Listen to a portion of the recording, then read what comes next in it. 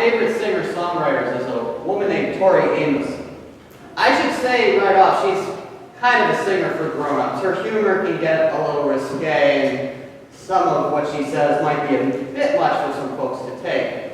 But she uses Christian imagery in a fascinating way, and she sings about life in a manner so powerful that one of her musical lines or lyrics can haunt you for weeks or even years.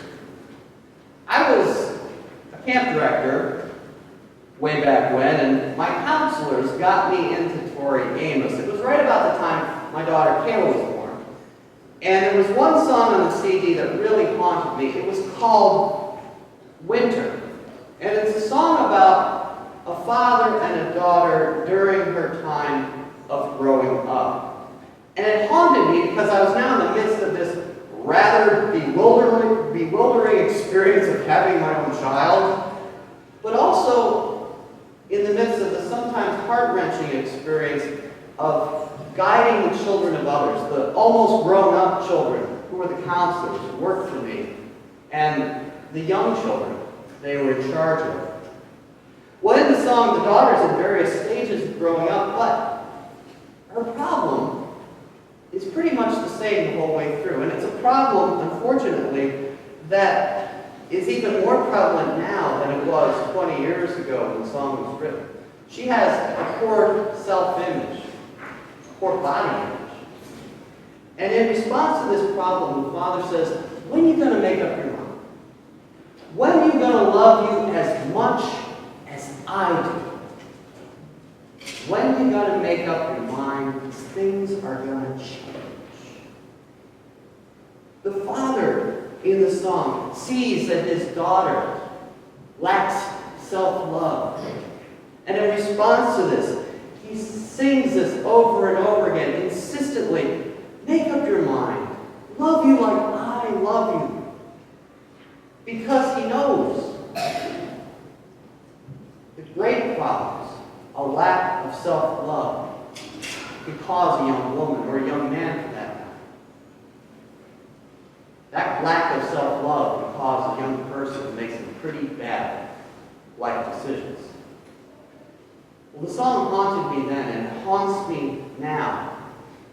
Not just because it's a song between a father and a child, but also because I think it's a song that talks about our relationship with God. See, so often we live self-destructively, hurting ourselves. We go through times when we don't like ourselves. We don't take care of our bodies the way that we should. We cut corners at work or at school trying to slide by. We get down on ourselves maybe because we haven't fulfilled all of our dreams or our expectations for ourselves. And sometimes we take our anger at ourselves and we direct it at others. We have a bad day at school or a bad day at work. We come home and take it out on the family. We're upset because life has put us in a bad situation, and we strike out against our friends.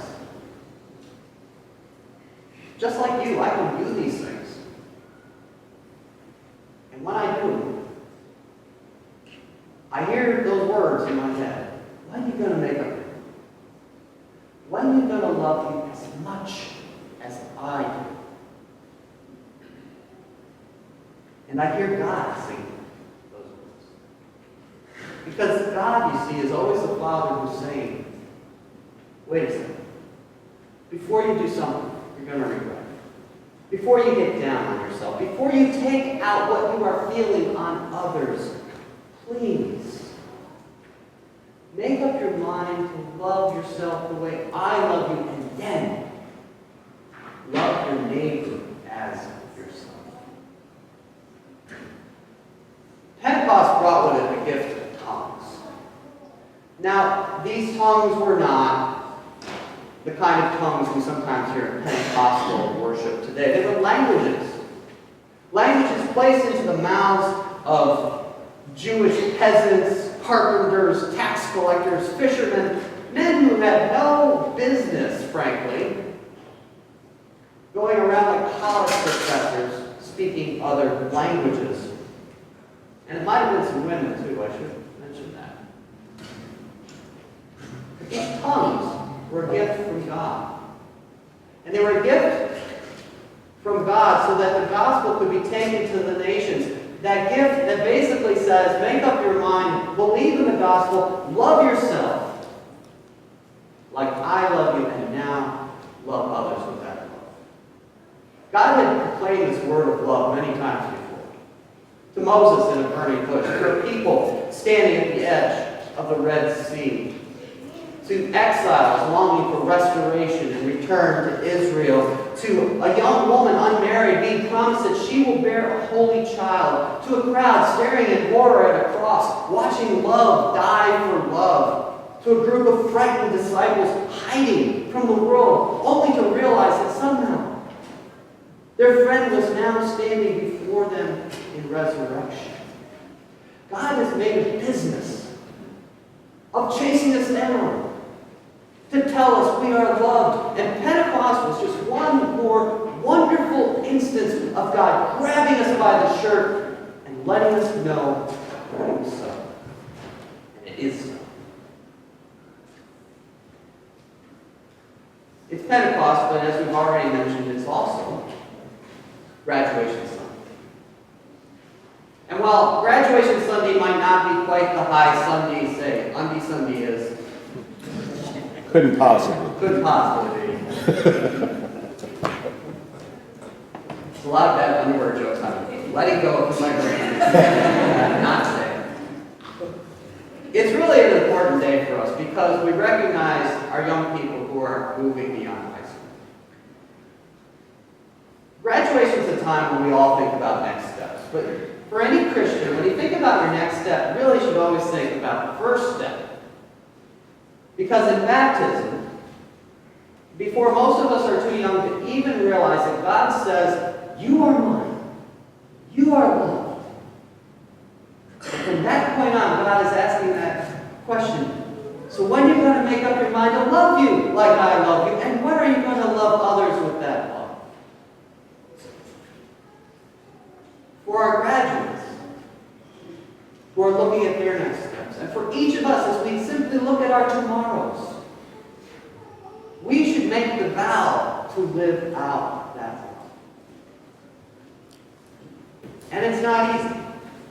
As those of us who've lived a long time now know, it's hard to live out this call of God. It is hard to approach every life situation, every encounter, remembering, I am loved beyond measure.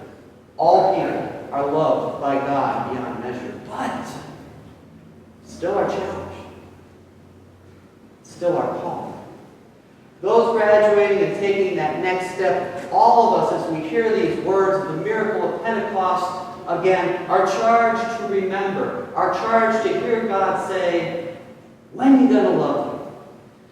As much as I do. We're challenged to hear that love proclaimed, and we're challenged to live it out. If I had one gift I could give our graduates today, it would be the same thing I give each and every one of us. It would be an indwelling sense of God's love for us. It would be a life without any doubt of that love. That love revealed in creation and through the scriptures and in baptism. That love that says no matter how bad it is, no matter how bad your life is going, no matter how you might feel about yourself, you are loved by the Creator beyond measure. I would ask that gift, and I do ask that gift for us. Because when we love, we know we are loved. We treat ourselves and others as children of the kingdom. May each of us hear that voice of God in our lives. May the gospel cry of Pentecost always be with us.